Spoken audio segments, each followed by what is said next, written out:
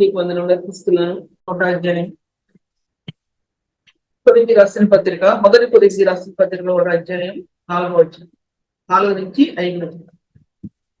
మొదటి కొరింథీలకు రాసిన పత్రిక 1 అధ్యాయం 4 నుంచి 5. క్రీస్తు యేసునందు మీకు అనుగ్రహింపబడిన దేవుని కృపను చూచి మీ విషయమైన దేవునికి ఎల్లప్పుడూ కృతజ్ఞతాస్తుతులు చెల్లించున్నాను. క్రీస్తుని గురించిన సాక్ష్యం మీలో స్థిరపరచబడినందున ఆయన ఎందుకు మీరు ప్రతి విషయంలో అనగా సమస్త ఉపదేశంలో సమస్త జ్ఞానంలో ఐశ్వర్యవంతులైన కనుక ఏ కృపావరం పొందిన లోకం లేక మీరు మన ప్రభు అయిన యేసు క్రీస్తు ప్రత్యక్షత కొరకు ఎదురు చూసిన ప్రార్థన చేస్తున్నాం. తండ్రి, నీకు వందనములు ప్రభా, ఈ మంచి సమయాన్ని ఇచ్చినందుకు వందనములు. నీతో నేను సంధించబడటానికి, నీ బిడ్డలు సంధించబడటానికి నాకు అత్యధికమైన ప్రియమైనటువంటి ఈ పరిచర్యని మీరు నాకు అందించినందుకు నీకు వందనములు ప్రభా. పరిశుద్ధమైన తండ్రి, నీకు ఎన్నో వేల వందనాలు ప్రభా. నమ్మకమైన జీవం కలిగినటువంటి సజీవమైన దేవుడు కనుక ప్రభా, నేను తలించినవి, నీ ధ్యానించినవి కనుక నీవు నాకు అనుగ్రహించేవి, నువ్వు అనుగ్రహించే ఇవులు, నీవు అనుగ్రహించే వాక్యోపదేశం, నీవు అనుగ్రహించే ప్రత్యక్ష మీద నా హృదయం ఆధారపడుతుంది. తండ్రి, నీ ఆత్మ నా ఆంతర్యంలో ప్రభు వీటన్నిటి మధ్యలో అజీవత్వంగా నిలబడింది. అందుకే మీ సన్నిధిలో నిలబడి ఉంటున్నాను తండ్రి.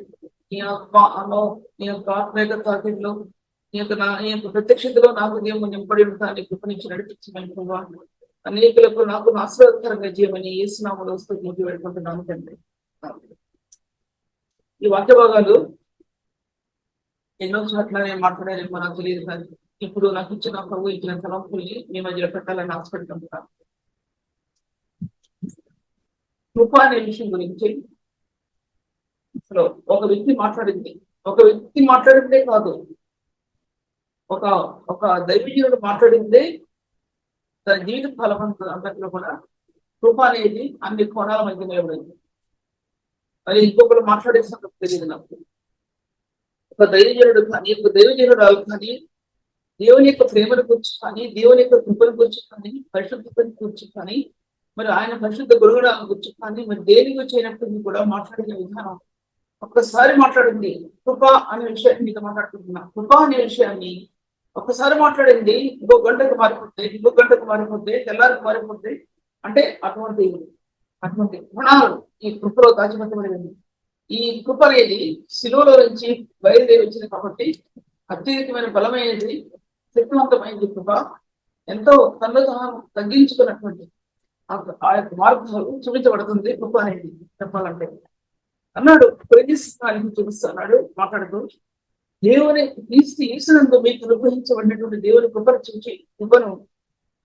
చూపండి, దేవుని కృపను చూచి అన్నాడు. దాంట్లో ఈ కొరింథీ సంఘం చిన్న సంఘమే, అది పిస్కిల్లా ఇద్దరు భార్య భక్తులు కూడా, అక్కుల పిస్కిల్లా ఇరువురు కూడా ఆ కొరింథీ సంఘం కట్టబడింది. వచ్చాక కట్టుబడి ఎంతో పౌలు యొక్క సహకారంతో అంటాడు అక్కడ, నా గత పనివారైనటువంటి అక్కుల పిస్కిల్లా వారు నా గత పనివారు అన్నారు. క్రీస్తు యేసునందు నా గత పనివారు. రోమిలసిన పత్రిక 16 అధ్యాయంలో రాయబడింది. ప్రభునందు ఆశీల ప్రభావాన్ని ఫలమై ఉన్నటువంటి ఎప్సైనైట్కు వందనములు అని చెప్తూ దాంట్లో రాష్ట్రాన్ని మన మొట్టమొదటి గారు ఏమంటే, నా గత పనివారైనటువంటి అప్పుల పిస్కిలకు వందనములు. అంటే గత పనివారు అన్నాడు. నాకు నొత్తు పెట్టి మాట. ఇప్పుడైతే మన జీవితాల్లో ఒకళ్ళనొకరు పడదు, ఒక డాక్టర్ అంటే ఒక డాక్టర్ పడదు. నా గత పనివారు ఉంటుంది. అపోస్తలుడైన పౌలు కొరింథీ రాసిన పత్రికలో నా దర్శనం కానీ నా డాక్టరీ కానీ ఏంటంటే, సిలువ వేయబడినటువంటి క్రీస్తే అన్నాడు. సిలువ వేయబడిన క్రీస్తే అన్నాడు. ఈ సిలువ వేయబడినటువంటి క్రీస్తులో ఒక హృదయం నిలబడి ఉంటే డాక్టరీస్ ఒక వ్యక్తి జీవితంలో అవి కాదు సూచింది. ఈ శిలువానుభవం అనేది ఒక వ్యక్తి జీవితంలో ఒక ఉన్నతమైన స్థానాన్ని తీసుకొని వస్తుంది అనే విషయాన్ని నేను మీద మాట్లాడుకుంటున్నాను. ఈ శిలువానుభవం డాక్టరీని అన్నింటినీ కూడా కొట్టివేసి ఈ శిలువ ఎలా నిలబడిందో అలాగా మన అంతర్యంలో సేవా జీవితంలో ఈ శిలువ నిలబడితే ఏవి సత్యమైనవో, ఏవి మాన్యమైనవో, ఏవి పవిత్రమైనవో, ఏవి రమ్యమైనవో అవి అర్థమవుతాయి. ఒక వ్యక్తిని మనం ద్వేషిస్తే, మన అంతరంగంలో ద్వేషిస్తే అతను ఎందుకు ఫలం ఉండదు, అతను ఎందుకు ఫలం ఉండదన్న విషయాన్ని నేను మీతో మాట్లాడుకుంటున్నాను. ఈ సీజన్ మీకు అనుగ్రహించబడినటువంటి కృప అని దాంట్లో రాస్తూ అంటాడు ఆయన. నేను ఎన్నిసార్లు మీద చెప్పిన ఆది కాలంలో భూమి మీద ఎలాగా నీళ్ళలో ఆ కృప అల్లాడిందో, లేక ఆయన ఆత్మ అల్లాడిందో, ఆ మెసేజ్లే నేను జూమ్ మీటింగ్ లో కాకుండా వాట్సాప్ మీటింగ్ లో ఎన్నోసార్లు మాట్లాడాను. కానీ మళ్ళీ నేను వచ్చేటప్పటికి ధ్యానించేటప్పటికి మొదట ఒక 2 పాయింట్స్ చెక్ చేయకుండా మళ్ళీ ముందుకు వెళ్ళలేకపోతున్నాను. జ్ఞాపకం ఈ ఆది కాలంలో ఆదిమ కాలంలో దేవుడు భూమి మీద వెలుగు సృష్టించినప్పుడు అనే విషయం గురించి ఒక్క మాటలోనే ఎన్నో ఎన్నో వాక్య ఉపయోగిస్తారు మీ మధ్యలో కనిపించారు. మీ మధ్యలో జూమ్ లో కాకపోయినా వాట్సాప్ లో అంత చెప్పబడ్డారు. ప్రభు నాకు ఇచ్చినటువంటి ఆ కృప చొప్పున ఆ జ్ఞానం నాకు అనుగ్రహించిన కొద్దిపాటి జ్ఞానాన్ని మీ మధ్యలో నేను ప్రకటిస్తూ వచ్చాను. వెలుగు తర్వాత నేను చెప్పింది నేను దేవుని యొక్క ప్రేమ గురించి చెప్పాను దాంట్లో, కానీ కృపల గురించి చెప్పలేదు. కృపల గురించి కృపాస చేసిన పూర్ణుడైన కృపాకరిగ్రహము కలిగి దేవుడైన యెహోవా అని రాయబడింది. ఏంటి ఆ నిర్గమకాండంలో పోషిత మాట కృపాకరిగ్రహం కలిగిన దేవుడైన యెహోవా, కృపాసక్తి సంపూర్ణుడైనటువంటి దేవుడు అనే విషయం కొత్త నిబంధనలో ఈ రెండు ప్రత్యక్షపరచబడ్డాయి. పాత నిబంధనలో ప్రత్యక్షపరచబడింది, నూతన నిబంధనలో ప్రత్యక్షపరచబడింది. అన్ని చోట్ల దేవుని ప్రత్యక్షపరచబడడానికి ఆది కాలంలో ప్రభు యొక్క గుణగణాలు భూమి మీద వెదజల్లబడ్డాయని చెప్పాను చాలాసార్లు. భూమి మీద ఆయన చీకటి లోకంలో అంధకారమైన ఈ గోడలో బైబిల్ గ్రంథం లేనటువంటి ఆ స్థానాల్లో ఆ యొక్క వెలుగు భూమి మీదకి బైబిల్ గ్రంథం ఎలా ఓపెన్ చేయబడిందో, అలాగే ఈ గుణగణాలు బైబిల్ గ్రంథం యొక్క పుటాలంటే దేవుని గ్రంథం యొక్క కాగితాలు తెరిచిని అంటే బైబిల్ గ్రంథం అంతా కూడా ఆయన గుణగణాలతో ముద్రితమైంది. ఈ లోపల ఉన్న మనుషులకు అర్థం కాదు, ఈ లోపల ఉన్నటువంటి వయస్సులకు అర్థం కాదు, విశ్వాసమైనటువంటి వారికి మాత్రం అర్థం ఉంటుంది. వెలుగు అనేది భూమి మీద బైబిల్ గ్రంథం తెరవడానికి ఎలా నాంది పలికిందో, అలాగే భూగర్భంలో లేక భూమి మీద గ్రంథంలో బైబిల్ గ్రంథంలో ఈ యొక్క గుణగణాలు అనబడినటువంటివి దేవునికి గుణగణాలు అనబడినటువంటివి ఆ సత్యాలు ఈ భూమి మీద తీసుకురావడానికి ఆ వెలుగు ఎంత ఎంత ఎంత ప్రధానమైన స్థానాన్ని తీసుకుందో అంటే అర్థం చేసుకోవాలి.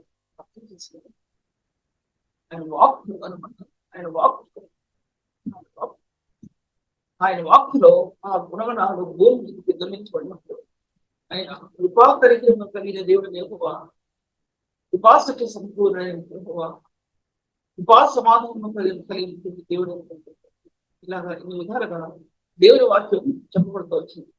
ఆ బైబిల్ గ్రంథం రానటువంటి బైబిల్ గ్రంథం, ఓపెన్ చేయబడినటువంటి బైబిల్ గ్రంథం, ఇంకా తెరవబడినటువంటి బైబిల్ గ్రంథంలో ఈ వెలుగు యొక్క కణాలలో ఈ యొక్క దేవుని యొక్క గుణగణాలు ప్రత్యక్షపరచబడినటువంటి ఈ గుణగణాలు అర్థం చేసుకోండి. ఈ ప్రత్యక్షపరచబడినటువంటి ఈ గుణగణాలు దేవుని గుణగణాలు ఆ యొక్క బైబిల్ యొక్క చరిత్రలో, బైబిల్ యొక్క భవిష్యత్ వర్తమాన కాలాల్లో ఇవి ఫోకస్ చేయబడ్డాయి. అర్థం చేసుకోవాలి భాషలో. ఇవి ఫోకస్ చేయబడ్డాయి. పాత నిబంధన నుంచి నూతన నిబంధనలోనికి ఫోకస్ చేయబడ్డాయి. దీనిలో 3 ప్రధాన సత్యాలు. ఒకటి ఓమ్నిసెలి అంటే జ్ఞానం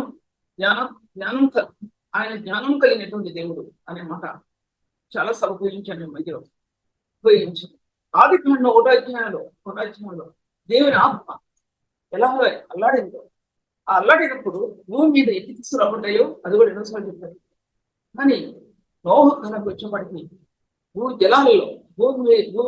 జలాలు ఆకాశం నుండి వర్షం కురుస్తున్నప్పుడు దేవుని యొక్క కృప ఎంత వెదరపడిందో దానికి నిదర్శనం ఏంటంటే ఆయన ఆకాశం మధ్యలో తేజవంతమైనటువంటి ఆ యొక్క ధనస్సుని నిబంధన అన్నమాట.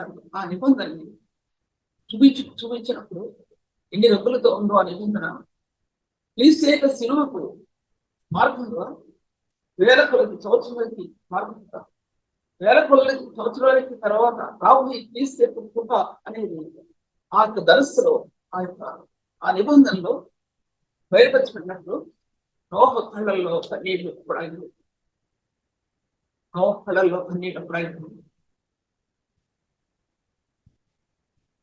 వివరించిన అంశం. తర్వాత అప్పుడు దేవుడు ఆది కాలంలో భూమి భూమి మీద భూమి మీద వెలుగు చేత ముద్రించాడు చీకటి కాబట్టి మొట్టమొదటి ప్రపంచం రెండో ప్రపంచాన్ని మునిగిపోయిన రెండో ప్రపంచాన్ని ఆయన కృప చేత ముద్రించాడు. అప్పుడు మార్చాలి ఈ వాక్యం ధ్యానించడానికి కొన్ని మాటలో టర్నింగ్ పాయింట్ మనకు తెలుస్తుంది. ఆది కాండంలో ఒక అధ్యాయంలో వెలుగు చేత ముద్రిస్తే రెండో ప్రపంచాన్ని ప్రభు కృప చేత ముద్రించాడండి. ఆ కృపలోనికి ఆ రెండో ప్రపంచం తీసుకురాబడినప్పుడు ప్రభు అంటాడు, ఇక నేను ఈ జనులను నేను నాశనం చేయగలను, ఎందుకంటే వారి హృదయాలోచనల బాల్యం నుండి కూడా చాలా చెడ్డవి కాబట్టి ఈ జనులను నేను నాశనం చేయను అని మనసులో ఉంచుకొని దీన్ని నోవహు దేవుని వల్ల కృప పొందిన వాడు ఆయన అని ఆ మాట రాయబడింది. ఆ కృప పొందిన వాడు ఆయన. అప్పుడు నిబంధన నోవహుతో నిబంధన స్థిరపరిచాడంటే అది క్రీస్తుకి గుర్తుగా క్రీస్తుని గురించినటువంటి ఆ స్థాయి నిబంధన నోవహుతో ఆ నిబంధన స్థిరపరచడం అన్నమాట. తర్వాత వాక్య ముందుకు వెళ్తున్నాను. తర్వాత ఈ బైబిల్ గ్రంథంలో ఏంటంటే అప్పుడు ఆది ఖండంలో చీకటి యొక్క భూమిలో మహిమాయుక్తమై తీర్చిదిద్దబడింది. చీకటి పోవడం మహిమానాలతో ఆ వెలుగుతో నింపబడింది. ఆది ఖండంలో పరలోకం నుండి ప్రభు భూమికి ఆదామాన్ని పిలిచినప్పుడు ఆ మహిమ భూమి మీద దిగొచ్చింది. అల్పుడైనటువంటి మానవుడు, మట్టిలో ఇంకా తీయబడిన మానవుడు ఎంత కృప పొందాడో ఆదాంతో చేశాడు. మొట్టమొదటి ఆదాంతో చేశాడు. ఎటువంటిది అని రెండు మాటలు మీతో మాట్లాడుతుంది. ఆదాం పాపం చేసేటప్పుడు ఆదాం నేను చూసి లేకున్నప్పుడు ఆదాంతో నిబంధన చేశాడండి. గొర్రెపిల్లని వదిలించి నిబంధన చేశాడు. అవ్వతో అక్కడ నువ్వు జీవం కలిగిన ప్రతి దానికి తల్లివన్నా ఏదైనా భూమి మీద జీవం ఉద్భవించిందంటే జనరేషన్ లో ఆ జీవం అనేది ఈ యొక్క అవరించిన అవసరం. పాపంలో వారు పాపం చేశారని మనం అంటాం బంగారు. ఆ స్థానంలో మనం ఎవరు ఉన్నా ఆ స్థానంలోకి వెళ్ళిపోతాం. కానీ ఆది ఆదాం దేవుని హస్తగతాల్లో నుంచి చేయబడ్డాడు. ఆయన హస్తగతాల్లో నుంచి మట్టిని తీసుకొని ప్రభు చేతిలో చేశాడు ఆయన ఆదాం. అందుకోసం ఆదాంతో ఆ నిబంధన చేసి మొట్టమొదటి గొర్రెపిల్లను వధించింది. అంటే దానికి స్థానం ఆ విషయాలు చెప్తే ఒక దానిపై స్థానంతోనే అయిపోతుంది. కాబట్టి వాక్య భాగాల్లో చేసినట్టయితే కనుక ఆయన తర్వాత దేవుడు భూలోకం అంతా సృష్టించి తర్వాత నరుని సృష్టించాడు రాయబడింది కదా. ఎంత మంచిగా కనిపించింది ఆయనకి, అంత మంచిగా కనిపించింది అనమాట. అందుకోసం బైబిల్ వాక్య గ్రంథంలో మొదటి ఆదాము 1 కొరింథీ రాసిన పత్రిక 16 అధ్యాయంలో 15 అధ్యాయంలో 46 వచనంలో ఆదాము మొదటి మనుషుడు జీవించు ప్రాణి ఆయన, కడపటి ఆదాము జీవింపచేసే ఆత్మ. ఈ రెండింటి మధ్య కృపణించబడింది. మొదటి మనిషి అయిన ఆదాముకి రెండో మనిషి అయినటువంటి యేసుక్రీస్తు వారు జీవించు ఆత్మ, జీవింపచేసే ఆత్మ. అది భూమి రాసిన పత్రిక 8వ అధ్యాయంలో జీవింపచేసే ఆత్మ, జీవమిచ్చే ఆత్మ. ఎన్నిసార్లు రాయబడిందో కొన్ని దాంట్లో అపోస్తలుడైన పౌలు ఆది కాండంలో విషయాన్ని బైబిల్ గ్రంథంలో కొత్త నిబంధనలో ఎన్నో చోట్ల మాట్లాడాడు. కొరింథీ రాసిన పత్రికలో మాట్లాడాడు, ఎఫెసీ రాసిన పత్రికలో మాట్లాడాడు, రోమీ రాసిన పత్రికలో మాట్లాడాడు, ధర్మశాస్త్రం అంతా రోమా సంఘానికి చూపించాడు. ఇలాగా సమస్త మార్గంలో తను చూచినటువంటి ఆ వెలుగు మహిమ తన హృదయంలో ఎన్ని చీకటి కొడాలు ఉన్నాయో, ఎన్ని అపవిత్రమైన కొడాలు ఉన్నాయో అవి పూడ్చివేయబడ్డాయి. రక్షణ యొక్క ప్రభావం యొక్క మహిమ అనేది ఒక వ్యక్తిలో ప్రకాశిస్తే, ఒక వ్యక్తి జీవితంలో ప్రకాశిస్తే, పాపక్షమాపణ యొక్క అనుభవంలో ఆ వ్యక్తి తీసుకురాబడినప్పుడు హృదయంలో ఉన్న అపవిత్రమైన కణజాలను నాశమైపోతాయి. ఒక నూతనమైన సేవ దేవుడు దినాలు నెలలు సంవత్సరాలు గడిచే కొలది ఒక నూతనమైనటువంటి సేవ అంతరాత్మతో ఆయన ముద్ర విశ్వస్తుంది. తాతయ్య చెప్పడం కాదు, గదికి చెప్పడం కాదు, చెవికి చెప్పడం కాదు, ఒకడు మాట్లాడటం కాదు. ఈ హృదయం ధననిధి అయిపోతుంది. ఈ హృదయ ధననిధిలో ఈ యొక్క సంపద పుట్టినప్పుడు ఏది చెప్పాలో నీకు అర్థం అవుతుంది. అప్పుడు ప్రార్థన చేస్తాం, తప్ప ఏ మాట్లాడవలసి ఉంది, ఏ మాట్లాడవలసి ఉంది ప్రభా. తేనె కొట్టుని తేలిక పెట్టినప్పుడు ఎన్ని ఎన్ని హోల్స్ ఉంటాయండి దాంట్లో. ఏ హోలును తినా సరే ఆ తేనె దారిలో ప్రవహిస్తుంది కదా. అలాగే అలాగే దేవుని యొక్క ఆ మాధుర్యమైనటువంటి ఆ మార్పు ఎలా అందించాడంటే ప్రభు ఈ రక్షణ అనుభవంలో అవి ప్రకాశించే సత్యాలు. అంతేకాకుండా మాధుర్యం తేనె వంటి మాధుర్యం. అంత మాత్రమే కాదు, కొద్దిగా శిల్పతికి 4 అధ్యాయాలు మట్టి కుండలో మహిమైశ్వర్యం. ఈ మట్టి కుండలో నీ అంతరంగంలోని మహిమైశ్వర్యం. ఆ మహిమైశ్వర్యం నీ ఆత్మకు అందాలంటే, రక్షణ బాధ్యంలో ఉన్నటువంటి ఆ స్థానం నీ ఆత్మకు అందుతే ఈ మహిమైశ్వర్యం నీ ఆత్మ కలుగుతుంది. కృపామృత ఐశ్వర్యం ఆత్మ కలుగుతుంది. అది ఎఫెసీ పత్రికలో ఆ విషయాలన్నీ రాయబడి ఉన్నాయండి. ఇప్పుడు నేను మీకు వాక్యభాగాన్ని ఒక వాక్యభాగం తీసుకుని చెప్పేస్తాను. 2 మాటలు 4 మాటలు దానిలో వినిస్తాను. కానీ దేవుడు నాకు అదే ఒక్కొక్కరికి ఒక్కొక్కటి ఇస్తాడు దేవుడు. ఒక సేవకుడికి వండిస్తాడు, ఒక సేవకుడు వండిస్తాడు, ఒక సేవకురాలు వండిస్తాడు. ఆ విధంగా ప్రభు నాకు ఇచ్చిన మీ దర్శనం నుంచి నేను పక్కన తొలగలేను. ఎందుకు తొలగలేను? నాకు ఇచ్చినటువంటి దర్శనాలు విడిచిపెట్టి వేరే దానిలో పెడతానని అందరూ అన్నమాట అర్థం. తర్వాత జీవించు ప్రాణి ఆయను, ఆయన జీవించు ఆత్మ ఆయను అని రాయబడింది. తర్వాత ఇంతకుముందు చెప్పాను, ఆకాశం నుండి బయలు వెళ్ళినటువంటి ఈ కృప ఆది కాలంలోని ఆ కృప మానవుని కోసం భూమి మీదకి పంపబడిన ఆ మానవుని కోసం మట్టిలో నుంచి తీయబడినటువంటి ఆ మట్టి ఇక్కడ ఆ కృప సత్యం, భూమిలో నుంచి పుట్టిన సత్యం, ములిసిన సత్యం. ఆ రెండప్పుడు కలుసుకునేయండి. దావీదు స్తుతించాడు. ప్రభా తన స్తుతి ఆరాధన ప్రాముఖ్యమైనటువంటి విషయాలు నేను గ్రహించుకోండి. ప్రభా కృపా సత్యాలు తెలుసుకొని తర్వాత సామెతలు కూడా గ్రంథాల్లో కూడా రాయబడింది. నీతి సత్యాలు ఒకదాన్ని ఒకటి ముందు పెట్టి ఆ కృప అప్పుడు ఇవిడిది కాదు. ఆది ఖండంలోని భూమికి పునాది వేయబడక మునిపే, ఎఫెసీ రాసిన పత్రిక 1వ అధ్యాయంలో రాయబడింది.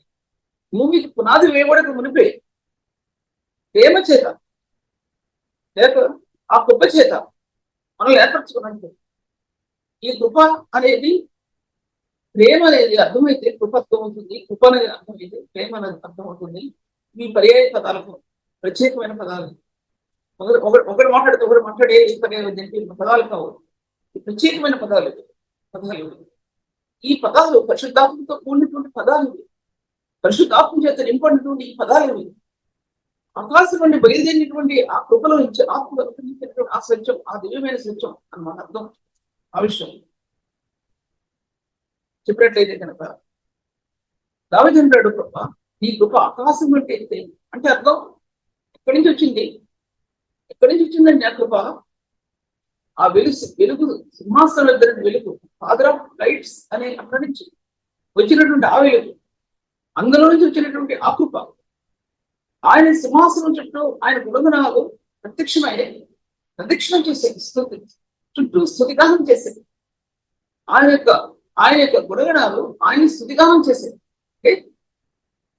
పరిశుద్ధుని యొక్క గుణగణాలు మనలో ఉంటే అవి స్తుతిగానం చేస్తాయి. దేని గురించి స్తుతిగానం చేస్తాయి? పరిశుద్ధుడైన క్రీస్తుని గురించి స్తుతిగానం చేస్తాయి. ఈ కోసం ఈ హృదయంలో ఆరాధించబడుతున్నది, నీ హృదయంలో సేవించబడుతున్నది, నీ హృదయంలో మహిమపరచబడుతున్నది. ఆ మహిమాయుక్తమైన క్షణాలు మెరిసే ఆ క్షణాలు, మెరిసే ఆ జీవజ్యోతి, మెరిసేటువంటి ఆ కృప యొక్క మార్గాలు, కృప యొక్క మార్గాలు, మహిమ యొక్క మార్గాలు తెలుస్తూ వెళ్ళినటువంటి ఆ కృప, మహిమా మార్గాలకి కృపా మార్గాలకి నిలబడినటువంటి పరిశుద్ధ రక్తం, నిబంధన చేయబడిన రక్తం. ఆది కాండం నుంచి కూడా నిబంధన చేయబడిన రక్తం. మీరు అర్థం చేసుకోకపోతే అర్థం చేసుకోగలడానికి ప్రభుత్వం పెట్టగలుగుతుంది. ఎందుకంటే ఇది స్టోరీ కాదు, ఇది కథ కాదు చెప్పడానికి, నిజమైన సత్యాలు మీ మధ్యలో నేను పెడుతున్నాను. కనుక ఇది అర్థం చేసుకోవడానికి దేవుని సన్నిధిలో మీరు జ్ఞాపకం చేయవలసిన అవసరం ఉంది. అందుకోసం ఈ గుణగణాలు స్నేహం చేసేది. ఈ అంతరంగంలో పరిశుద్ధాత్ముడు ఆ గుణగణాలను ముద్రించినప్పుడు నీ ఆత్మ అందులో ట్రావెల్ చేసి అంటే అందులో నడుస్తుంది. ఆ గుణగణాలలో నీ ఆత్మ నడుస్తుంది. నడిచినప్పుడు ఆ మార్గం నీకు అర్థమవుతుంది. దేవుడి ప్రేమ అంటే ఉంటాం, దేవుడి పరిశుద్ధత అంటే అర్థం. దానికోసం నువ్వు జీవిస్తావు. నీ కళ్ళు వాటి మీద పైన వాటి మీదనే కానీ ఈ భూసంబంధమైన వాటి కోసం నీ కళ్ళు అందరూ నీకు నీ పరిశుద్ధత మనం పెరగవలసిన అవసరం. మన ఆధిక్యత మనకి ఇచ్చిన ఆధిక్యత, అది నిత్య జీవాన్ని అనుగ్రహించే ప్రభువుని మనం కొనియాడటం అనేది మనకి ఇచ్చిన ఆధిక్యత. సింహాసనం చుట్టూ ప్రదక్షిణమైన ఆకుపడాలు భూమికి దిగొచ్చాయి. భూమికి దిగొచ్చేయండి. ఎప్పుడు దిగొచ్చాయి? తన ప్రజల కోసం, తన ఇశ్రాయేలు జనాంగం కోసం.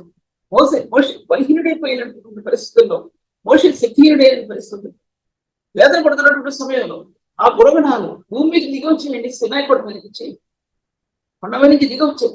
మోసే ఇదిగో ఈ కృపా సత్యములు గల దేవుడనే, కృపా కనికరము కలిగిన దేవుడనే, ఆయన దేవుడు శాంతుడైన ఎక్కువ ఆ గుణగణాలు పరలోకం నుంచి సీనాయి కొండ మీద వస్తే, సీనాయి కొండ మీద నుంచి దిగొచ్చేయండి భూమికి. ఎందుకంటే నీకోసం నాకు ఆ గుణగణంలో ఒక గుణగణాన్ని స్వతంత్రించుకోకపోతే సేవ నిష్ఫలమై జరుగుతుందనే విషయాన్ని నేను మీతో మాట్లాడుతాను. మనం సేవ చేయడం గొప్పతనం కాదు, మనం సేవ చేయడం గొప్పతనం కాదు, మనం ఏదో చేస్తున్నాం అనేది గొప్పతనం కాదు. మన అంతరంగంలో క్రీస్తుని ప్రత్యక్షపరచడం అనేది చాలా ప్రాముఖ్యమైన విషయం. అటువంటి సత్యంలోకి మనం వెళ్ళినప్పుడు నీ పక్కనున్న వారే, నీ పక్కనున్న సహోదరి లేకపోతే నీ పక్కనున్న సహోదరుడే నిన్ను హింసిస్తారు, అవమానపరుస్తారు. నీ జీవితాన్ని, నీ నడకని, ప్రతి దాన్ని అవమానపరిచి ఎలా నేరం మొక్కాలా ఈ మీద ఇద్దరి మీద ఎలా నేరం మొక్కాలని చూస్తారండి. అది బహు జాగ్రత్త పడాలి. ఒక వ్యక్తిని ఒక మాట అనడానికి బహు జాగ్రత్త పడాల్సిన అది జ్ఞాపకం చేసుకోండి.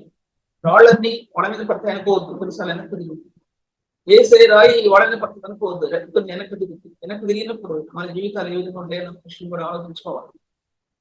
అందుకోసం తన ప్రియుని తాను ఉచితముగా మనకు అనుగ్రహించిన కృపామహిమ కీర్తిగలిగినట్టు ఎఫెసీ 1:6 తర్వాత నీకు నోహ గురించి చెప్పాను కదా.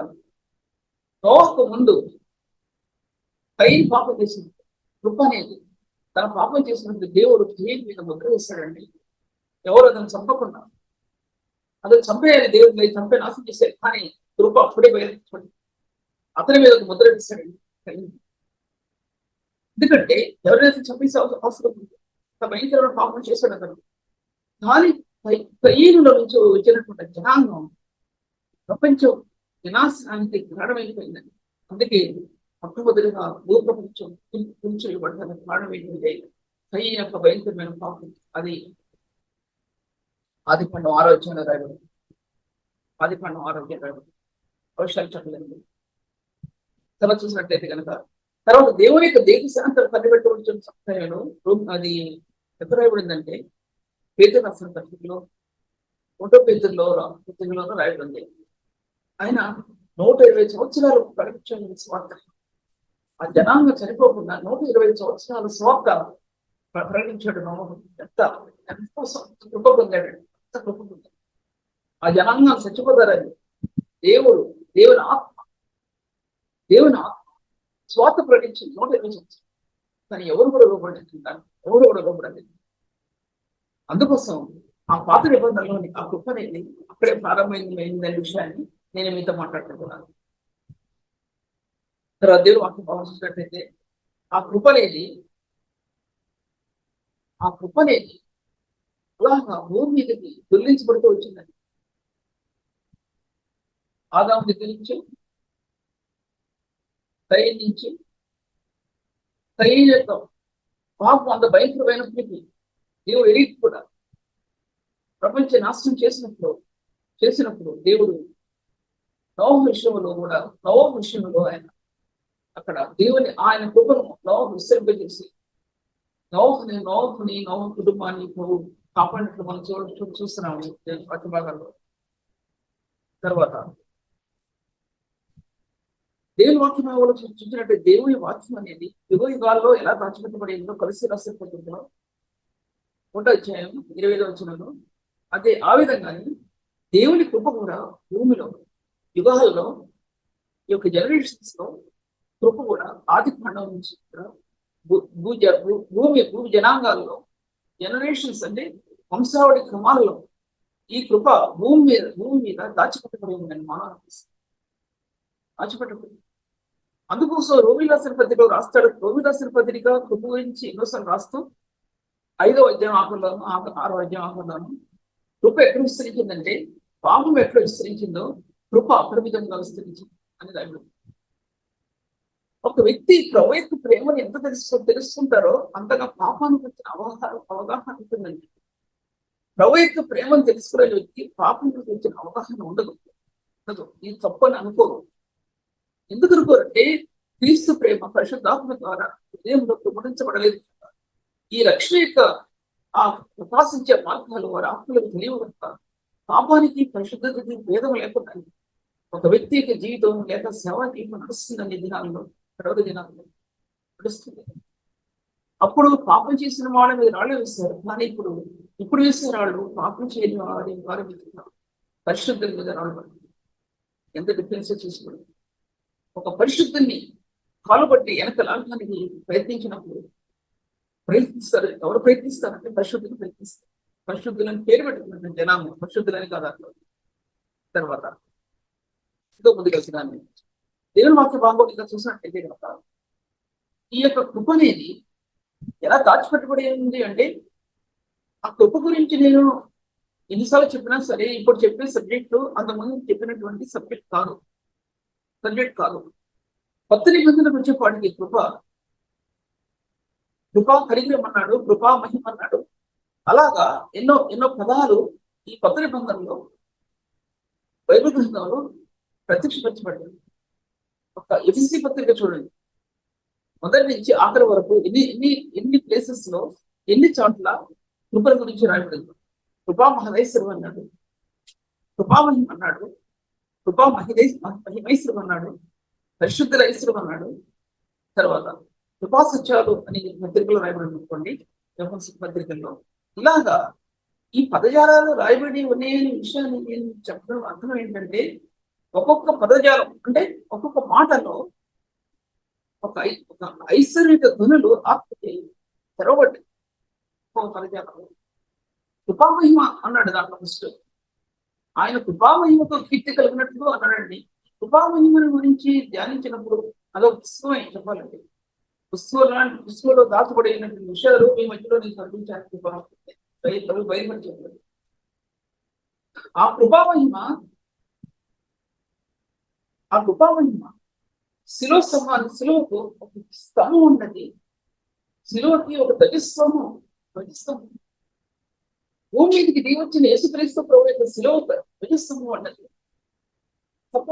సపోర్ట్ అనమాట. అంటే ఆ ధ్వజస్తంభం శిలువైపై నిలబడింది.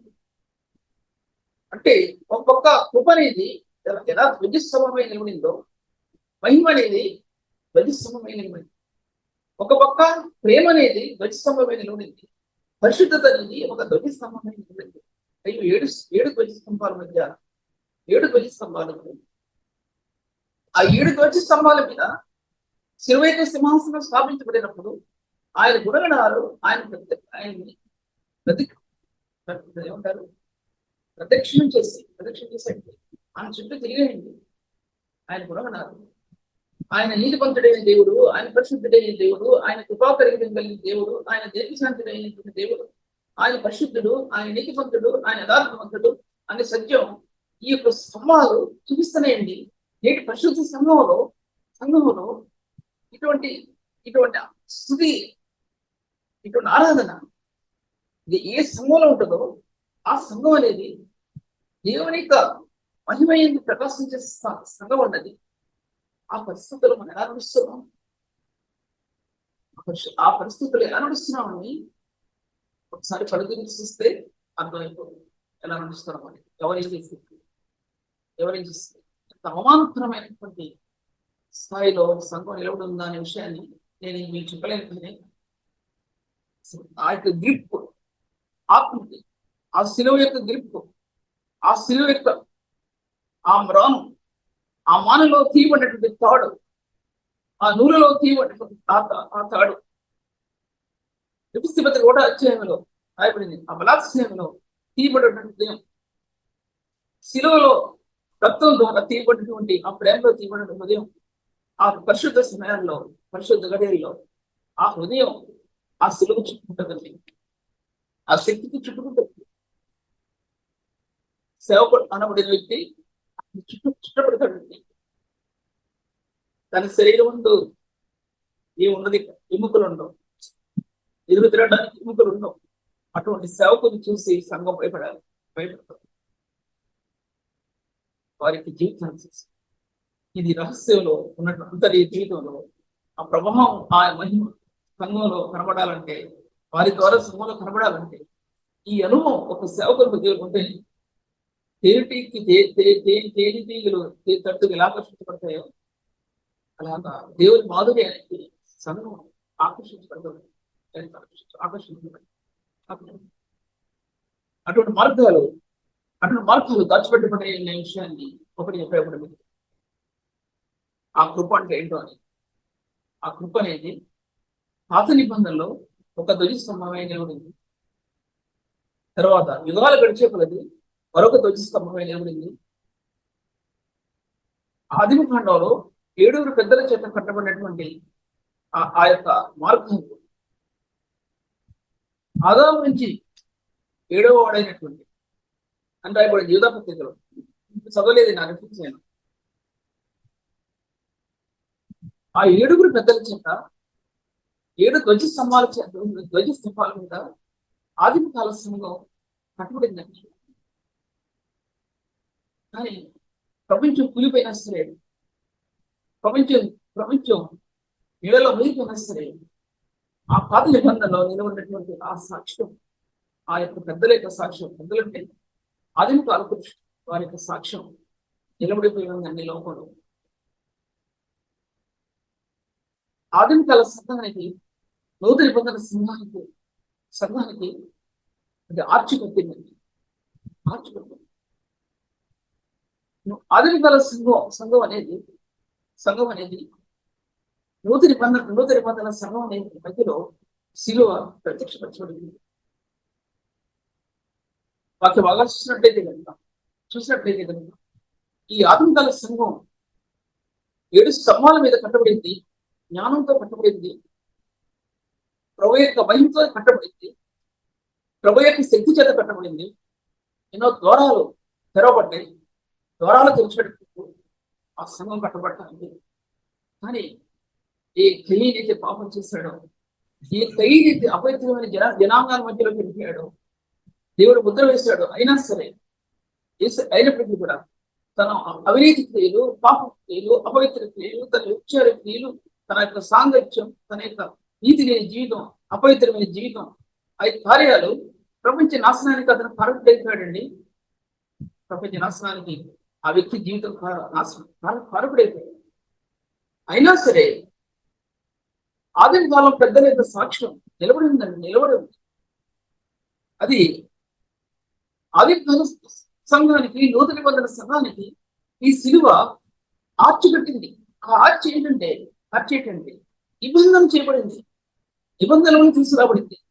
నోహుతో ఎలా నిబంధన చేయబడిందో, నోహుతో నిబంధన చేసినప్పుడు ఆ కలర్స్ వివరించాను. ఆ కలర్స్ ఇన్ని రకాలైన కలర్స్ ఉన్నాయి. నీలము, లేకపోతే రక్తవర్ణం, తర్వాత అన్ని రకాలైనటువంటి ఆ నిబంధనలో క్రీస్తు రక్తంపై నిబంధనని గుర్తు చేస్తూ ఉంటుంది. నోవహు హృదయాన్ని ఓదార్చింది.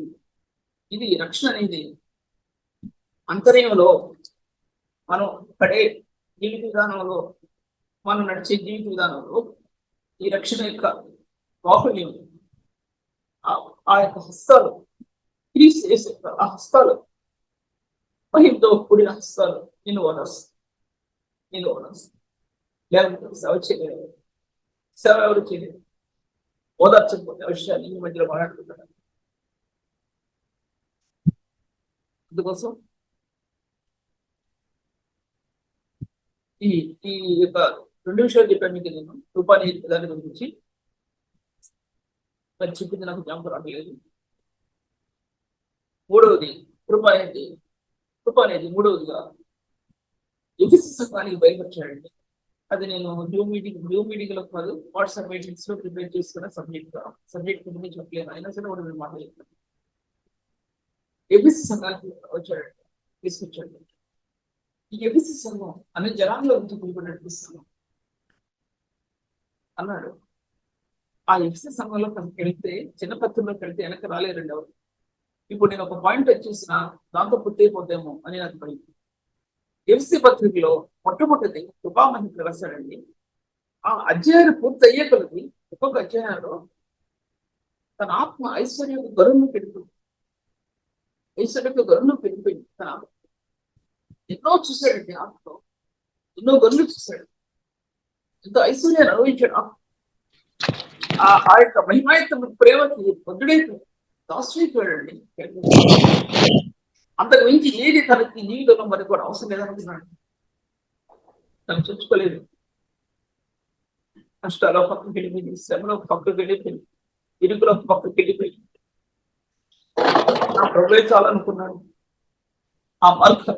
ఎందుకంటే తను దేన్నైతే చూచాడో దాన్ని పట్టుకోవాలని, ఏదైతే దమస్కు మార్గంలో చూచాడో దాన్ని పట్టుకోవాలని. రక్షణ యొక్క ఫలితం ఆ రీతిగా ఉంటుంది. ఏ హృదయంలో రక్షణ యొక్క కార్యం ఉంటుందో దాన్ని పట్టుకోవాలి. అదేంటో అని పట్టుకోవాలి. అబ్బా అదేంటి అని తెలియపరచబడాలి. ఒక వ్యక్తి అందులో వెంబడిస్తాడండి. ఒక వ్యక్తి జీవితం అక్కడ వెంబడించబడుతున్న విషయాన్ని నేను మీతో మాట్లాడుతున్నాను. రక్షణ పాపలు ఏమిటంటే అటువంటిదనే విషయాన్ని నేను మీతో మాట్లాడుతున్నాను. రక్షణ పాప క్షమాపణ కోసం చిందించబడి ఇవ్వం కదా రక్తం. ఈ జీవితాన్ని అది ఒక్కదాని కోసమే అలా కాదు, అది ఆత్మలు జరిగే కొలది, కార్యం జరిగే కొలది మహిమాయకమైన స్థానాల్లో నువ్వు నిలబడతావు. ఏంటి పొర మీద రాయబడినట్టు విందులో ప్రేమ విందులోకి తీసుకొని రాబడతావు. ఉద్యానవనాల్లోకి వెళ్ళిపోతావు. ఉద్యానవనాల్లోకి వెళ్ళిపోవడం కాదు, ఉన్నతమైన స్థలాల్లో నిలబడతావు. దేవుని యొక్క మహిమ కలిగిన స్థలాల్లో నిలబడతావు. దేవుని యొక్క వాక్యం యొక్క గంధం ఆత్మ విపారుతుంది. ఇది ఏంటి అని మీరు అడిగితే నేను చెప్పడం నాకు అది ఏంటి అంటే నేను చెప్పడం సాధ్యపరచుకో. అటువంటి సత్యాలు అందరూ దాచిపెట్టబడి ఉంది.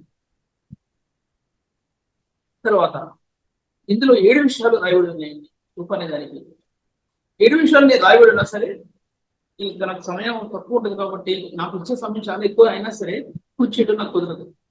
ఈ గంట సమయంలో ఏం పాట లేదు, కానీ గంట సమయంలో నేను మీతో మాట్లాడే విషయాలు 2-3 గంటల్లో మాట్లాడే విషయాలు 1 గంటలో మీతో మాట్లాడుతుంటున్నాను. దాన్ని రాస్తారండి. ఏమో రాస్తారంటే, క్రీస్తు మీకు అనుగ్రహించబడిన దేవుని కృపను చూచి మీ విషయమే నా దేవునికి ఎల్లప్పుడూ చెల్లించున్నాను. క్రీస్తుని గురించిన సాక్ష్యం మీలో స్థిరపరచబడిన మొట్టమొదటి గురించి కాలేదు, కానీ ఇంకా 3 దాంట్లో చెప్పడానికి కానీ 2 పాయింట్లోకి వస్తున్నాను. ఏంటంటే క్రీస్తుని గురించిన సాక్ష్యం మీలో స్థిరపరచబడింది. ఇది చాలా ప్రాముఖ్యం. మనం ప్రభు గురించి సాక్ష్యం ఇస్తాం. నేను అది మాట్లాడుతున్నా. ప్రభు మనల గురించి, మన అంతర్యాన్ని గురించి, మన సేవల గురించి ఆయన సాక్ష్యం ఇవ్వాలి. మన పరిచయం గురించి ఆయన విట్నెస్, ఆయన యొక్క నోటండి సాక్ష్యం.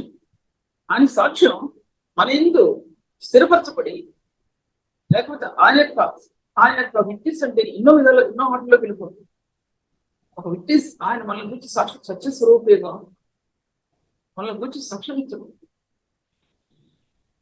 ఆయన గురించి సాక్ష్యం ఇచ్చను, మనల గురించి కూడా ఆయన సాక్ష్యం ఇస్తాను. అది బైబిల్ గ్రంథంలో చూసినట్లయితే కనుక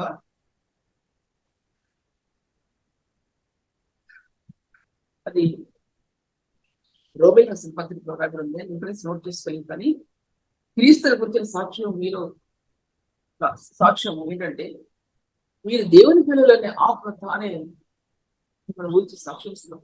మీరు దేవుని పిల్లలు అని, దేవుని పిల్లలు అని ఒక పరిశుద్ధిని గురించి, ఒక పరిశుద్ధిని గురించి చెప్పనవసరం లేదు. ఒక సేవకుని యొక్క అలంకరణ కానీ, సేవకుని యొక్క ముఖ వచ్చేసి కానీ, వారి ప్రాధాన్యత చేయడం కానీ, వారి నేత్రాలు కానీ, ఏదైనా సరే ఒక వ్యక్తిని చూచినప్పుడు మనకు అర్థమైపోతుంది వాడు ప్రార్థన చేయకుండానే వాడు ప్రార్థన మనం వినకుండానే మనకు అర్థమైపోతుంది. ఏమర్థమైపోతుందంటే ఈ వ్యక్తి ఇసుక వ్యక్తి అనేది మనకు అర్థమైపోతుంది. సత్య స్వరూపయోగం ఆత్మ. ఆత్మ సత్యాన్ని ప్రత్యక్షపరిచే ఆత్మ. దేవుడు మనకు ఇచ్చాడండి. దేవుడు ఒక వ్యక్తి దీన్ని సాధకం చేసేటువంటి ఎన్నో సత్యాలు, ఈ బయట విషయాలు మాట్లాడుతున్నారు. ఎన్నో సత్యాలు, బైబిల్ సంబంధమైన విషయాలు ఆత్మకి లభ్యమవుతాయి. ఈ లభ్యమవుతాయి అంటే ఈ ఒక వాక్యం ఉందంటే అది ఎక్కడ ఉంది మనకు అవసరం. ప్రార్థన చేస్తాం. మనం అందరిలాగా పెద్ద బైబిల్ రిఫర్ చేయలేము. చేసిన చాలా మంచి బైబిళ్ళు నేను విమర్శించడం లేదు. ఒక్కొక్కసారి మనకు కావలసినటువంటివి మన ఆత్మకి ఇస్తాడు దేవుడు. మన ఆత్మ తొలచబడుతుంటే అంతరంగం బయట వచ్చేటప్పటికి ఆ విలువైనవి మన ఆత్మకి ఇవ్వబడతాయి. అందుకోసం దీంట్లో రాయబడి ఉంది, ఆయన మనల గురించి దేవుని పిల్లలని సాక్ష్యం ఇస్తానండి. మనల్ని గురించి ఆయన విడిచిపెట్టాడు. ఆయన దేవుని పిల్లలని రోమి రాష్ట్ర పత్రిక 8వ అధ్యాయంలో ఈ సత్యాలన్నీ చాలా రాయబడి ఉన్నాయండి. తనగా మూడు చెప్పలేదు కాబట్టి ఒకటి చెప్తున్నాను తెలియదు. తర్వాత దాంట్లో ఇంకోటి రాయబడి ఉంది, ఆత్మ తానే ఉన్నాడు. దాంట్లో ఆత్మ తానే చెప్పసత్యం కాని మూలులతో మనపక్షముగా విజ్ఞాపించే అనే రహస్యం. ఆ సీక్రెట్ ఒక పరిశుద్ధుడు గ్రహించాలి. ఎన్నో ప్రార్థనలు చేస్తాం అని ఒక సేవకుని అంతరంగం దేవుని సన్నిధిలో బయలు చేయబడుతుందని మనార్పణం చేయబడుతుంది. ఆత్మార్పణం, ప్రాణార్పణం అంతర్యంలో నుంచి దేవుని పాదాల మీద చూపిస్తుంది. ఒక పరిశుద్ధుని యొక్క ప్రార్థన అభిషేకించబడింది. ప్రార్థన మనం బయటికి చేసే ప్రార్థన తింటిన ప్రార్థన చేస్తాం, అది కాదని మాట్లాడేది. తన హృదయాన్ని పరిశోధించబడేటువంటి ఆత్మ హృదయంలో, ఆ దర్శనంలో ఒక హృదయాంతరంగం, పరిశుద్ధుని యొక్క అంతరంగం, ఒక సేవకుని యొక్క అంతరంగం బయటకు వస్తున్నక్కడ అది కనుక బయటికి రాకపోతే ఆ హృదయంలో ఈ దేవుని యొక్క ఆత్మ యొక్క దర్శనం ఉండదన్న విషయాన్ని కొంతమందిని నాకు తెలుసు. మా తమ్ముళ్ళు ఉన్నారు. వాళ్ళు రాత్రి గడిలో ప్రార్థన చేస్తారు.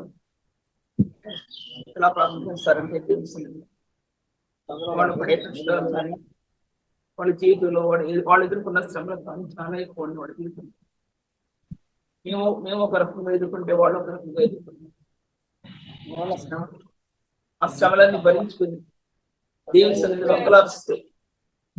అంగులారుస్తూ వాళ్ళు పరిచయం చేస్తున్నారు.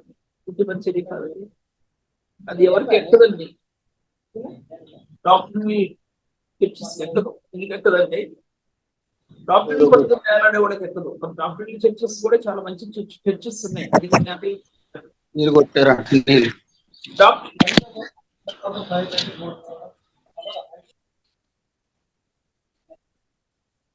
డాక్టర్ని పట్టుకుని ఎలాంటి వాళ్ళకి ఈ ఆత్మ సంబంధమైనటువంటి అమార్గంలో నడవలేదు. ఒకే డాక్టర్, సిలువ డాక్టర్, ఒకే డాక్టర్ రక్షణ, సిలువలో పారినటువంటి రక్తం, ఒకే డాక్టర్. ఆ రక్షణతో నీ ఆత్మ, రక్తంతో నీ ఆత్మ శుద్ధీకరించబడటం ఒకే డాక్టర్. పరిశుద్ధాత్మ దర్శనం ఆత్మలో, అది ఒకే డాక్టర్. ఇది ఏ హృదయంలో ఉంటుందో ఎవరో కొంచెం దయచేసి మ్యూట్ చేసుకోండి ప్లీజ్. మీ మాటలు నాకు వినిపిస్తున్నాయి, నా మాటలు మీకు వినిపించట్లేదా? ప్లీజ్. ప్రభాకర్ గారు ఫోన్ మ్యూట్ లో పెట్టండి అయ్యా. ఇటుకలు సరిపోతాయి, ఉష సరిపోదు. ఆ ఇటుకలు ఈ ఆరెంజ్ పెట్టాది, కాదు. మరి దానికి ఎన్ని ఇంచులు? అది 6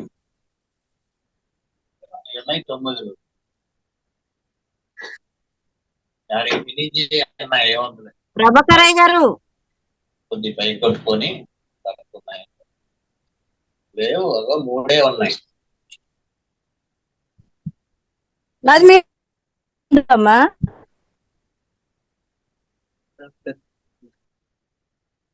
సరేనండి, మొదలు పెట్టుకుందాం. అటువంటి ఆత్మ మన బలహీనతను చూసి సహాయం చేస్తున్నాడు. యుక్తంగా ఎలా ప్రార్థించే వల్ల మనకు తెలియదు, కానీ ఆత్మ తానే చెప్పు సఖ్యంతో అనే ముళ్ళతో మన పక్షం కలుగుతుంది. ఈ ప్రార్థన రహస్యం అనేది కొంతమందికి తెలిసింది, అందరికీ తెలియని రహస్యం. కొన్ని డాక్టర్స్ చేయలేని కొన్ని ఉంటాయండి. దేవుడు ప్రత్యేకంగా ఆ వ్యక్తికి చేసి చాలా వేరుగా జరుగుతుంది. ఆ సమయంలో మన సాక్ష్యం చెప్పినా వినేవాళ్ళు ఎవరు ఉండరు. వినేవాళ్ళు ఎవరు ఉండరు. ఇది జరిగిందా అండి అని ఎవరితో చెప్పినా వినేవాళ్ళు కూడా ఉండరు. అటువంటి దినాల్లో ఉన్నామండి మనం. అటువంటి దినాల్లో అనుభవించి చెప్పాలండి. అది వ్యక్తి జీవితంలో మన శ్రమల గుండా, వ్యాధులు గుండా నడుస్తున్నాం చాలా శ్రమ. అటువంటి సమయంలో దేవుడు ప్రత్యేకంగా ఆ కృప ఆత్మ ఇస్తాడు. నేను ఇవ్వకపోతే ఆ సేవలో ఆ వ్యక్తి రాణించడం చాలా కష్టకరమైన విషయం. ఒక పరిశుద్ధునికి జీవితం చూస్తే ఒక పరిశుద్ధుని హృదయం మూతపడిపోవాలండి. మూతపడిపోవాలి, నూరు తెరవకుండా. అది పరిశుద్ధ జీవితం యొక్క రహస్యం. పరిశుద్ధ జీవితంలో ఒక వ్యక్తి జీవిస్తే రాళ్ళు తెచ్చేవాళ్ళు, కొట్టేవాళ్ళు కూడా రాళ్ళు పెట్టుబడిపోవాలి. పరిశుద్ధ జీవితం యొక్క రహస్యం అది. ఒక వ్యక్తి మీద నింద మోపడం కాదు, తన జీవితం దేవుని సంధిలో ఎంత నిందారహితుడై ఉంటాడు అనేది ప్రాముఖ్యమైనటువంటి. ఇతరులు వీళ్ళు ఎంత పరిశుద్ధులో అని లెక్క వేయడం కాదు, నీ జీవితం దేవుని సన్నిధిలో పరిశుద్ధ జీవితంలో ఏ విధంగా ఉన్నాననేది లెక్క వేయబడాలి. అది కౌంట్ చేసుకోవాలి. అది కౌంట్ చేయబడుతుంది దేవుని సన్నిధి. మనం సేవ చేయడం గొప్పతనం కాదు, సేవలో దేవుని పరిశుద్ధమైన క్రమాలు ఎంత వెదజల్లబడతాయి అనేది ప్రాముఖ్యమైన. దేవుని పరిశుద్ధమైన సత్యంలోనికి నీ ఆత్మ ఎలా వెదజల్లుతుంది అనేది చాలా ప్రాముఖ్యమైన. అది చెప్పసఖ్యంగానే మురులతో ఒక వ్యక్తి ప్రార్థన చేస్తుంటే అవి ఆత్మ బయలుపరచబడతాయి. చిన్న చిన్న మాటలు గొలికాయలాగా ఆడుకునేటువంటి ఆ యొక్క ఆటలు, పాటలు, లేకపోతే అవి కాదండి. హృదయ వేదనతో ప్రభుత్వం నిలబడినబడే ఒక హృదయం మాట అయినా ఉపదేశమైనా ప్రార్థన అయినా అది దేవుని సన్నిధిలో లెక్కించబడుతుందండి. అది కౌంట్ చేయబడుతుంది. ఆ విషయం జ్ఞాపకం చేసుకోవాల్సి. అటువంటి ఆత్మీయ మన బలహీనతను చూసి సహాయం చేయొచ్చు అంటే రాస్తాడు. దాంట్లో ఇంకా వాళ్ళు ముందుకెళ్తే కుదరదు కాబట్టి దాంట్లో కింద రాస్తాడు. దాంట్లో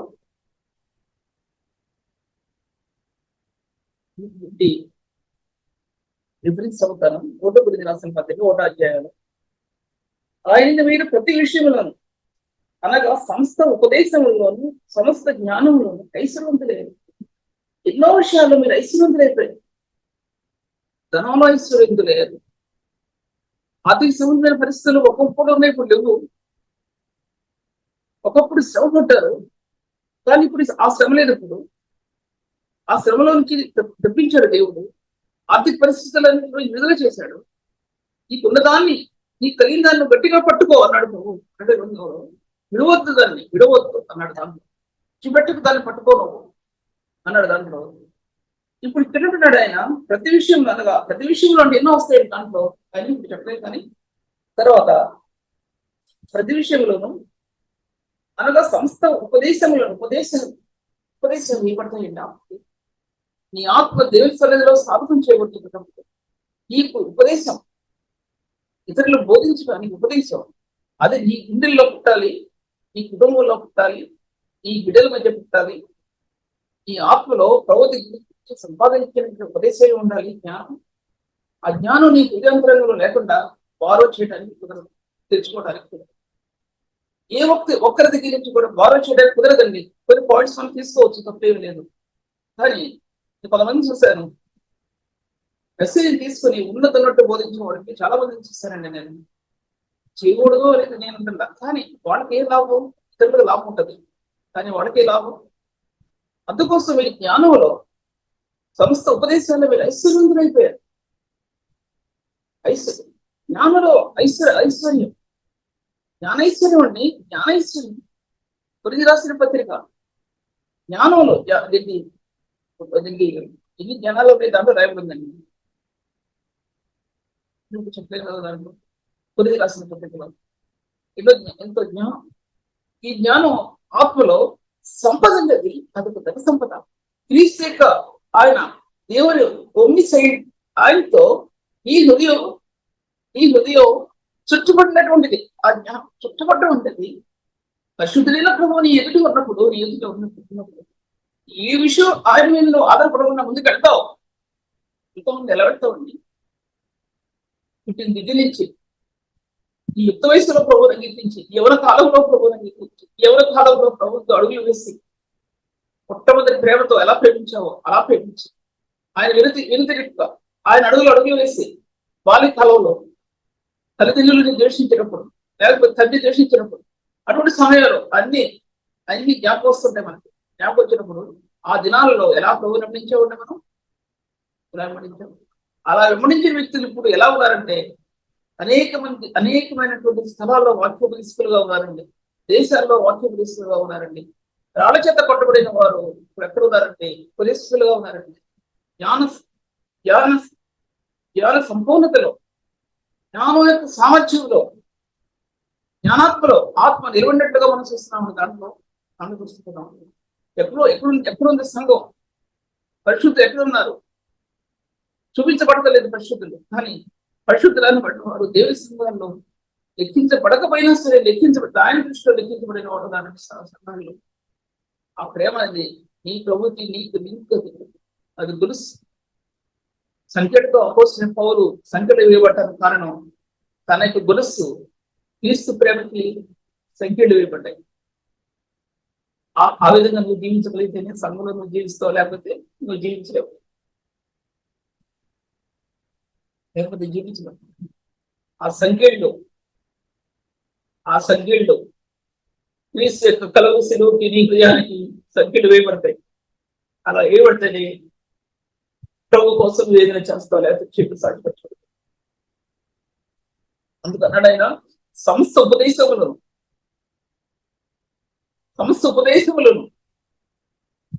ఉపదేశాలు ఎక్కడికి పుడతాయండి? హృదయంలో ఉపదేశాలు నీ అంతర్యంలో, ఆ ప్రేమలో, ఆ దారిలో, రసదారిలో, ఆ దారిలో ప్రభు యొక్క ఆ ఉన్నతమైన స్థలాల్లో ఈ హృదయం, ఈ ఆత్మలో ప్రభు అందించే ఆ మార్గాలు, అదే సేవా జీవితం యొక్క రహస్యం. సంఖ్యలు వేయబడ్డాయా నీ ప్రభుకి నీకు మధ్యలో? సంఖ్యలు వేయబడ్డాయా ఆ ప్రభు ప్రేమకి నీకు? సంఖ్యలు వేయబడ్డాయా? ఎవరు తీసివేయలేనటువంటి ఆ ప్రేమ నీ హృదయంలో దాచబడిందా? ఎవరు తీసివేయలేనటువంటి ఆ ప్రేమ నీ హృదయంలో ఉందా? ఇంటి ప్రేమలైనా గాలికి చెత్తకి వెళ్ళిపోయే ప్రేమలా? బరువైనటువంటి ఆ పరిశుద్ధుని యొక్క ప్రేమ ఈ భూమి మీద నిలబడి ఉంది. నీ ఆత్మకి అది సంఖ్యలు వేయబడితేనే నీ ప్రేమ అది పరిపక్వత చెందుతుంది, లేదా పరిపక్వత చెందదు అనే విషయాన్ని నేను మీతో మాట్లాడుతున్నాను.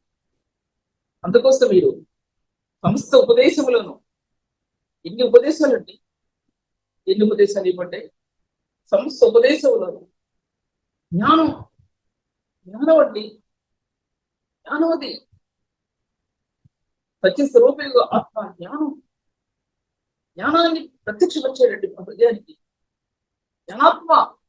ఆత్మ విషయంలో, బుద్ధి విషయంలో, అన్ని విషయాల్లో ఆ జ్ఞానం గురించి నేను మాట్లాడలేదు కాబట్టి చేయలేదు. నేను జ్ఞానం అనేది అంత జ్ఞానాన్ని దేవుడు పరిశుద్ధ దేవుడు ధననిధికి ఉపయోగించాడండి. దేవుడు ఆ జ్ఞానాత్మ నీకు, ఆ జ్ఞానం ఈ లోక సంబంధమైంది కాదు. కానీ దేవుని వాక్య గ్రంథంలో జ్ఞానంలోకి మించే క్రీస్తు ప్రేమ అన్నాడండి. కానీ ఇప్పుడు నేను చెప్పే జ్ఞానం ఆ జ్ఞానం కాదన్నది క్రీస్తుతో ఆ ప్రేమలో ఈ జ్ఞానం సమరూపంగా నిలబడిన జ్ఞానం గురించి చెప్తున్నాను. జ్ఞానము మించిన క్రీస్తు ప్రేమ రాయబడింది కదా, అది లోక సంబంధమైనటువంటి ఆ ప్రేమ కాదండి. ఏదో తలంచి ఇమాజిన్ చేసుకొని చెప్పే విషయాలు కాదు. ఆ యొక్క జ్ఞానం కాదు. కానీ అసలైన శిశులైన జ్ఞానం నీకు నీ పరిశుద్ధికి మధ్య సంపాదించింది. అది ఎవరికి కూడా తెలియదు. అది ఆ జ్ఞానం అది క్రీస్తు ప్రేమకి లీడ్ చేయబడిందండి. క్రీస్తు ప్రేమకి కనెక్ట్ చేయబడింది ఆ జ్ఞానం. క్రీస్తు ప్రేమలో జీవించే వ్యక్తికి ఈ జ్ఞానం ఆత్మకి బయలుపరచబడింది. ఆ జ్ఞానం లేకుండా దేవుని సంఘాన్ని ఏర్పాటు చేయడానికి సాధ్యపరచబడుతుంది. దేవుని సంఘాన్ని ఏర్పాటు చేయడంలో ఈ జ్ఞానం ఆత్మలో దేవుని సన్నిధిలో పొందిన సేవకుడు పొందవలసినటువంటి ఆ స్థాయి అనేది దానిలో నీ సమస్త బయలుపరచబడుతుంది. ఏర్పాటు చేయడం లేక బయలుపరచబడుతుంది. అటువంటి ప్రేమలో నింపబడినప్పుడు క్రీస్తు పరిశుద్ధ సిలువకి నీ హృదయంతరంగానికి సంఖ్యలు వేయబడినప్పుడు ఆ ప్రేమ ఫలాన్ని చెప్పడానికి సాధ్యపడదండి. ఫలాన్ని కంపేర్ చేయడానికి సాధ్యం.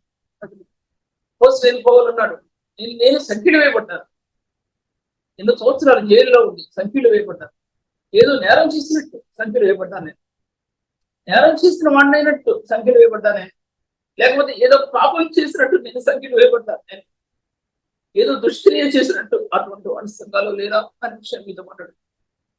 అటువంటి వాడి సంఘాలు లేరా అనే విషయం మీతో మాట్లాడు. వీటి పరిశుద్ధ సంఘంలో ఈ పరిశుద్ధమైన కణాలు విజృంభించట్లేదంటే, పైకి రావడం లేదంటే, నేరస్తులు వల్లే నేను పరిశుద్ధ సంఖ్యలు వేయబడ్డారన్న విషయాన్ని మీతో మాట్లాడుతున్నాను. కానీ ఆయన తన ప్రేమకి సంఖ్యలు వేస్తున్నాడు కాబట్టి ఆ ప్రేమలో హృదయం పరవశించింది. ఆ ప్రేమలో హృదయం పరవశించింది. వాటిని ఏం చేస్తారు? ఎందుకంటే నేను చెప్తాను, సాధ్యపరచబడుతూ టాపిక్లోకి వెళ్ళాను. నేను లాస్ట్ లో ఒక మాట చెప్పి ఏం చేస్తాను. ఆయన అనగా సమస్త ఉపదేశంలోను సమస్త జ్ఞానం ఐశ్వర్యం కనుక ఏ కృపావరములను లోపం లేక మీరు ఏ కృపావరం అటువంటి వారికి ఎన్నో కృపావరాలు అభిషేకించబడ్డాయి.